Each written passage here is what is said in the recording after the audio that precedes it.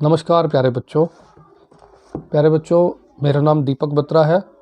मैं सामाजिक टीचर हूँ, एसएसटी टीचर हूँ और आज मैं आपको 7वीं क्लास का लेसन शुरू करा रहा हूँ, 7वीं क्लास का सिलेबस शुरू करा रहा हूँ। प्यारे बच्चों, ये 7वीं क्लास का इतिहास की बुक है। देखिए, ये बुक है आपकी इतिहास की, हमारे अतीत भाग 2 इतिहास। ये हरियाणा बोर्ड की बुक है। आज हम इसको शुरू करेंगे। हमारे अतीत भाग 2 कक्षा 7 के लिए इतिहास की पाठ्य पुस्तक, मौलिक शिक्षा विभाग हरियाणा द्वारा ये पुस्तक बनाई गई है। तो इसका हमारा जो पहला लेसन है वो देखेंगे आप। सबसे पहले हम इसकी विषय सूची देखते हैं। इंडेक्स कौन कौन से लेसन है इसमें। 1000 वर्ष के दौरान हुए परिवर्तनों की पड़ताल, नए राजा और उनके राज्य, दिल्ली के सुल्तान, मुगल साम्राज्य, शासक और इमारतें, नगर, व्यापारी और शिल्पीजन, जनजातीय खानाबदोश और एक जगह पर बसे हुए समुदाय, ईश्वर से अनुराग, क्षेत्रीय संस्कृतियों का निर्माण, 18वीं शताब्दी में नए राजनीतिक गठन। ये आपके 10 लेसन हैं।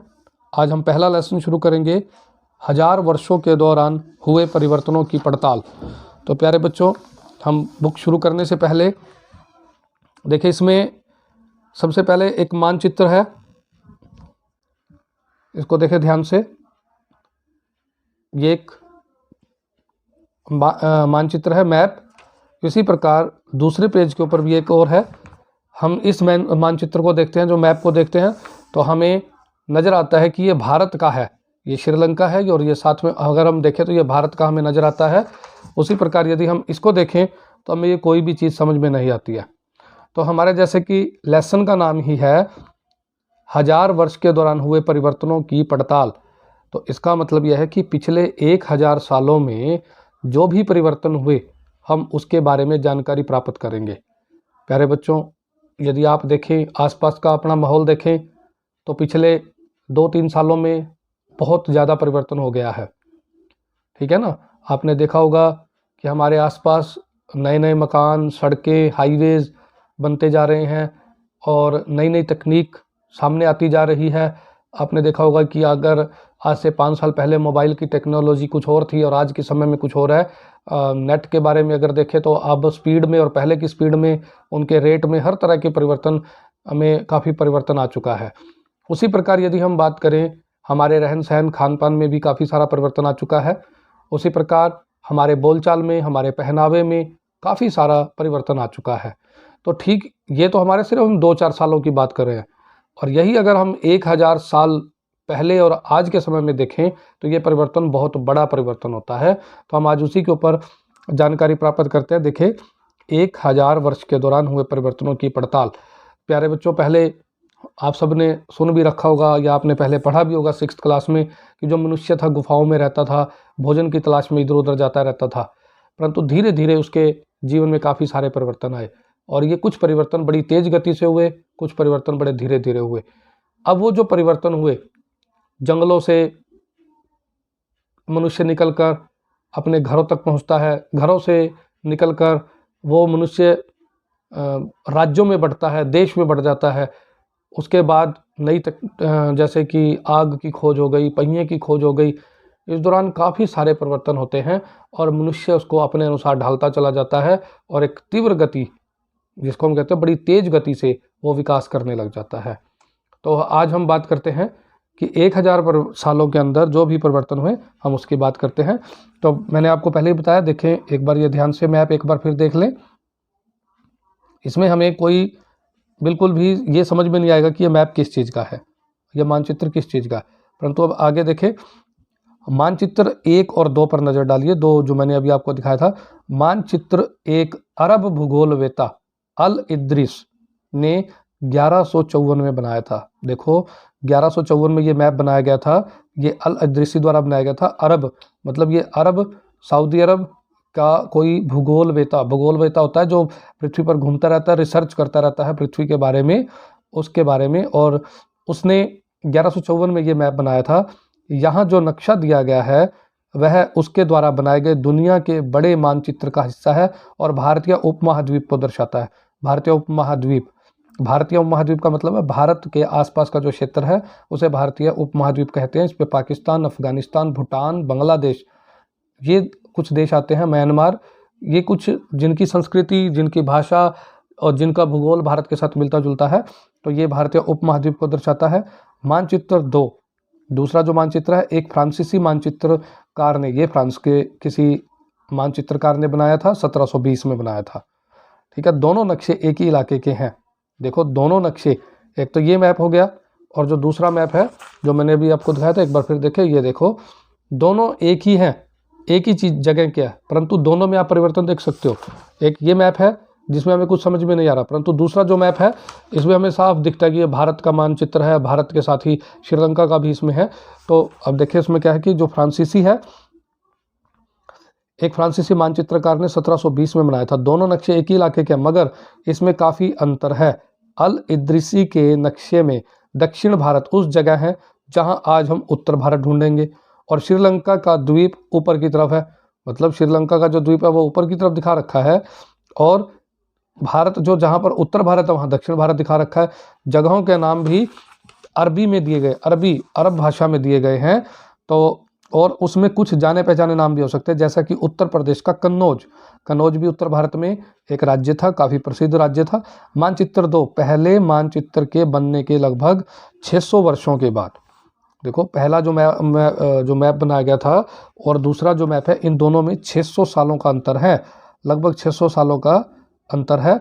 इस काल अवधि में उपमहाद्वीप के बारे में सूचनाएं काफ़ी बदल गई, मतलब भारत के बारे में जो सूचनाएं थी लोगों के पास वो काफ़ी बदल गई थी। और यह नक्शा हमें ज़्यादा परिचित लगेगा, जो मैंने अभी आपको बताया दूसरा जो मैप है ये हमें काफ़ी परिचित लगेगा, और उसमें विशेषकर तटीय इलाकों के बारीक ब्यौरे देखकर आश्चर्य होता है। तटीय इलाके का मतलब क्या होता है, ये तटीय इलाके हैं जो समुद्र के आसपास के जो इलाके होते हैं ना, उसे बोलते हैं तटीय इलाके। तट मतलब समुद्र का किनारा, उसके जो इलाके हैं उसके बारे में जो इन्होंने लिख रखा है ये उस समय का, उसे देखकर बड़ा आश्चर्य होता है। यूरोप के नाविक तथा व्यापारी अपनी समुद्र यात्रा के लिए इस नक्शे का प्रयोग करते थे, और इस तरह का जो नक्शा था, मैप था, यूरोप के जो नाविक थे, नाविक मतलब जो समुद्र से व्यापार करते थे, समुद्र के रास्ते व्यापार करते थे, यूरोप के नाविक तथा व्यापारी, व्यापारी जो व्यापार करने वाले थे वो इसी नक्शे से या इसी नक्शे का प्रयोग करते थे और वो यात्रा करते थे।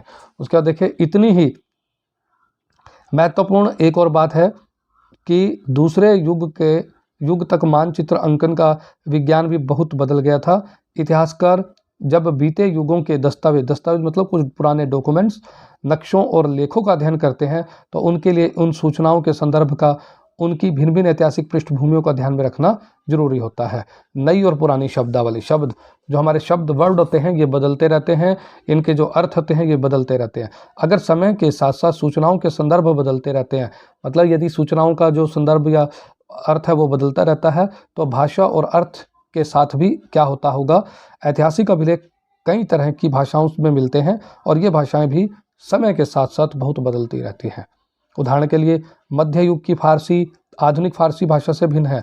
ये देखो दो भाषाएं हैं जो पुराने मध्य समय में, मध्यकाल का मतलब कि लगभग 700 से 1700 ईस्वी तक की जो समय था, वहाँ की फारसी और आज की फारसी में बहुत फ़र्क है। नए वर्ड आ चुके हैं, कुछ पुराने वर्ड भूल चुके हैं, उसमें कुछ हिंदी के, कुछ उर्दू के, इस तरह की भाषा और व्याकरण के संबंधित कुछ परिवर्तन आ चुके हैं। यह भिन्नता सिर्फ व्याकरण और शब्द भंडार में ही नहीं आई, समय के साथ साथ शब्दों के अर्थ भी बदल जाते हैं, शब्दों के अर्थ भी इस पर काफ़ी बदल गए हैं। उदाहरण के लिए हिंदुस्तान शब्द को ही लीजिए। अब जो हिंदुस्तान शब्द है, यदि हम हिंदुस्तान शब्द को आज लेते हैं तो इसका मतलब क्या हुआ कि एक ऐसा स्थान जहाँ हिंदू लोग रहते हैं, है ना। परंतु अगर अब हिंदुस्तान का मतलब लिया जाए, यदि देखा जाए तो हिंदुस्तान में केवल हिंदू लोग थोड़ी रहते हैं, इसमें तो सभी धर्मों के लोग रहते हैं ना। तो इस तरह से ये भी परिवर्तन होता है। आज हम इसे आधुनिक राष्ट्र राज्य भारत के अर्थ में लेते हैं। 13वीं शताब्दी में जब फारसी के इतिहासकार, ये एक इतिहासकार थे फारस के, मिनहाज सिराज ने हिंदुस्तान शब्द का प्रयोग किया, तो उसका आशय पंजाब हरियाणा और गंगा यमुना के बीच स्थित इलाकों से था। केवल पंजाब हरियाणा और गंगा और यमुना के बीच में जो इलाके हैं उनके लिए ही था। उन्होंने इस शब्द का राजनीतिक अर्थ में उन इलाकों के लिए इस्तेमाल किया जो दिल्ली के सुल्तानों के अधिकार क्षेत्र में आते थे। सल्तनत के प्रसार के साथ साथ इस शब्द के अंतर्गत आने वाले क्षेत्र भी बढ़ते गए, लेकिन हिंदुस्तान शब्द में दक्षिण भारत का समावेश कभी नहीं हुआ। तो देखो, हिंदुस्तान शब्द के अंदर दक्षिण भारत कभी भी नहीं आया। इसके विपरीत 16वीं शताब्दी के आरंभ में बाबर ने हिंदुस्तान शब्द का प्रयोग इस महाद्वीप के भूगोल, पशु पक्षी और यहाँ के निवासियों की संस्कृति का वर्णन करने के लिए किया। यह प्रयोग 14वीं शताब्दी के कवि अमीर खुसरो द्वारा प्रयुक्त शब्द हिंद के ही कुछ समान था, मगर जहाँ भारत को एक भौगोलिक और सांस्कृतिक सत्य के रूप में पहचाना जा रहा था, वहाँ हिंदुस्तान शब्द से वे राजनीतिक और राष्ट्रीय अर्थ नहीं जुड़े थे जो हम जोड़ते हैं। किसी भी शब्द का प्रयोग करने में इतिहासकारों को बहुत सावधान रहना चाहिए, क्योंकि अतीत में इन शब्दों के कुछ अलग ही अर्थ थे। उदाहरण के लिए विदेशी जैसा सीधा साधा शब्द ही ले लिए। देखो, विदेशी शब्द है, बिल्कुल सीधा साधा। इसका क्या मतलब है? जो दूसरे देशों से आए। हमारे लिए आज इसका अर्थ होता है ऐसा व्यक्ति जो भारतीय ना हो। मध्य युग में, हाँ जी, सीधा अर्थ है इसका। विदेशी शब्द का क्या अर्थ है कि जो भारत में ना रहता हो। परंतु पहले क्या होता था, मानो किसी गांव में आने वाला व्यक्ति कोई अनजान व्यक्ति जो समाज या संस्कृति का अंग न हो, विदेशी कहलाता था। परंतु अगर हम पहले बात करें तो उस विदेशी को क्या मतलब लिया जाता था कि ऐसा व्यक्ति जो उस गांव या उस जगह की संस्कृति को न जानता हो, उसे विदेशी कहलाता था। ऐसे व्यक्ति को हिंदी में परदेसी और फारसी में अजनबी कहा जाता है। इसलिए किसी नगरवासी के लिए वनवासी विदेशी होता था, किंतु एक ही गांव में रहने वाले दो किसान अलग अलग धार्मिक या जाति परंपराओं से जुड़े होने पर भी एक दूसरे के लिए विदेशी नहीं होते थे। मतलब जब दो किसान हैं, मान लीजिए, दोनों का धर्म और जाति अलग है, उनकी परंपराएं भी अलग है, परंतु वो एक दूसरे के लिए विदेशी नहीं होते थे, क्योंकि वो लोग एक दूसरे को जानते थे, समझते थे, साथ में रहते थे। परंतु यदि कोई व्यक्ति बाहर से आता था जो उनकी संस्कृति, उनके धर्म या उनके रीति रिवाज से अलग होता था, इसलिए उसको परदेसी कहा जाता था और उसको जो फारसी के अंदर अजनबी कहा जाता था। इतिहासकार और उनके स्रोत। इतिहासकार किस युग का अध्ययन करते हैं और उनकी जो खोज की प्रकृति वो क्या होती है, इसे देखते हुए अलग अलग तरह के स्रोतों का सहारा लेते हैं। उदाहरण के लिए पिछले साल हमने जो गुप्त वंश, देखो 6th क्लास में था, गुप्त वंश के शासकों के बारे में पढ़ा था। इस पुस्तक में हम मोटे तौर पर 700 से 1750 ईस्वी तक लगभग 1000 साल का इतिहास पढ़ेंगे। इस काल के अध्ययन के लिए इतिहासकार जिन स्रोतों का प्रयोग करते हैं, उनमें आपको बहुत सी बातें ऐसी मिलेंगी जो पिछले युग में वैसी की वैसी चली आ रही हैं। इतिहासकार इस काल के बारे में सूचना इकट्ठे करने के लिए अभी तक सिक्कों, शिलालेखों, स्थापत्य, जिसको भवन निर्माण भी कहते हैं, तथा लिखित सामग्री पर निर्भर करते हैं। पर कुछ बातें पहले से काफ़ी भिन्न हैं। इस युग में प्रमाणित लिखित सामग्री की संख्या और विविधता आश्चर्यजनक रूप से बढ़ गई। इसके आगे इतिहासकार सूचनाओं के दूसरे प्रकार के स्रोतों का इस्तेमाल धीरे धीरे करने लगे। इस समय के दौरान कागज क्रमशः सस्ता हो गया और बड़े पैमाने पर उपलब्ध भी होने लगा।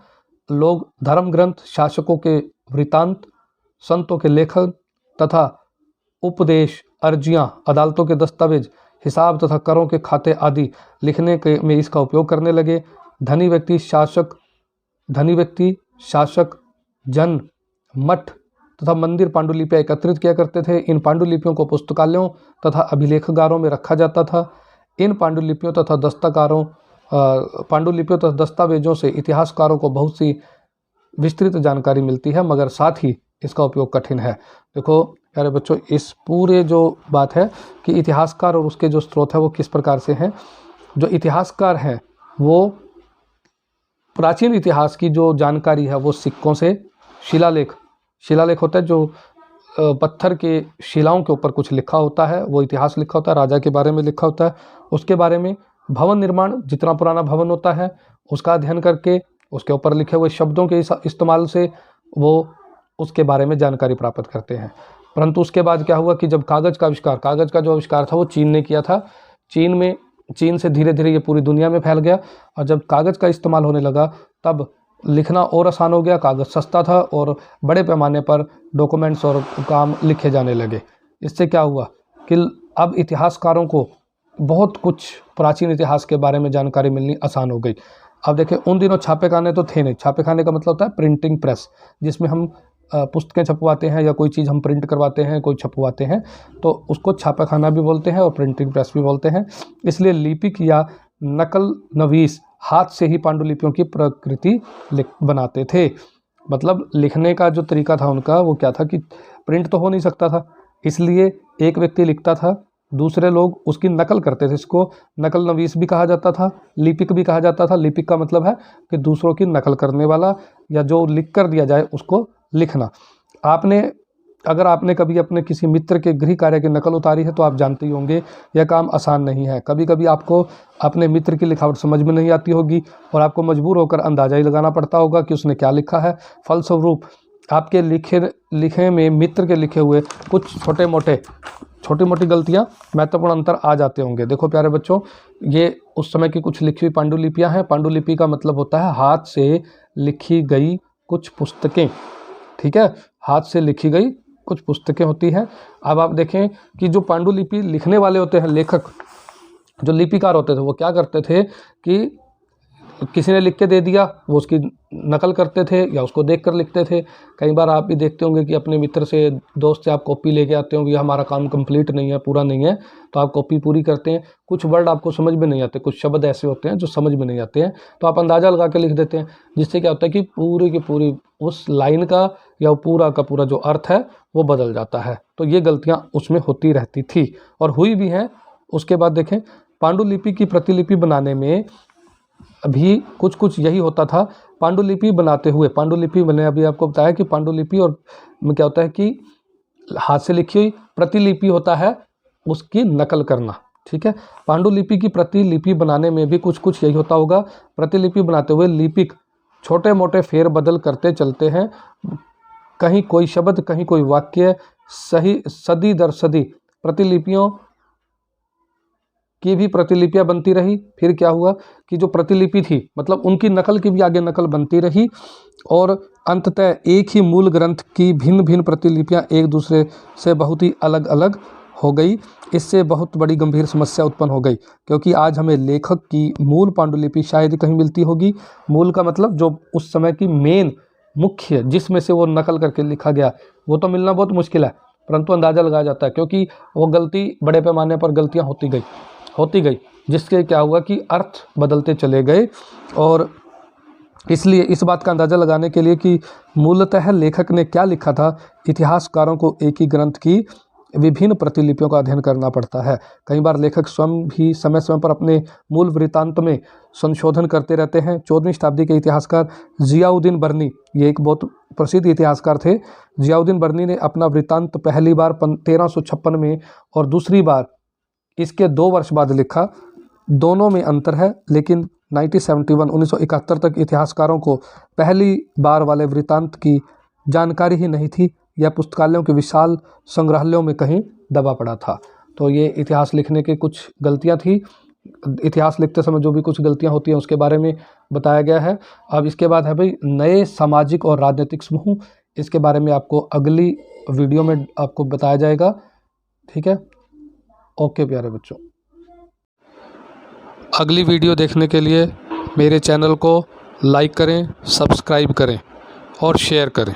Thank you.